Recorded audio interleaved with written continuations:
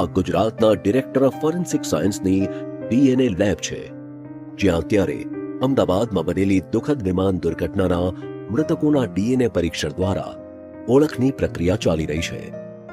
Isolation lab DNA દ્વારા ઓળખની પ્રક્રિયામાં સૌપ્રથમ આઇસોલેશન લેબમાં પોસ્ટમોર્ટમ સેમ્પલ તેમજ ઘટના સ્થળેથી મળી આવેલા માનવીય અંગોનું પ્રાથમિક પરીક્ષણ કરવામાં આવે છે.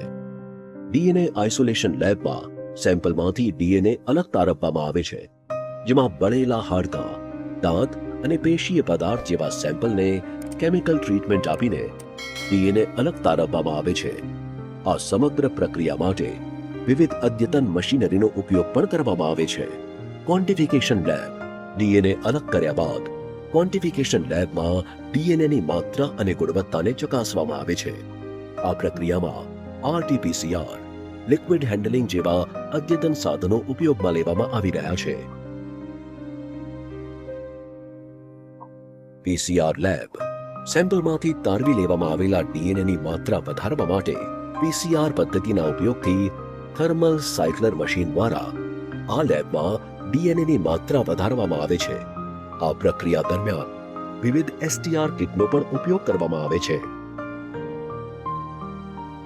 સિક્વન્સિંગ લેબ અત્યાર સુધીના વિવિધ તબક્કામાંથી પસાર થયેલા ડીએનએ સેમ્પલો આ લેબમાં અંતિમ તબક્કા માટે આવે છે.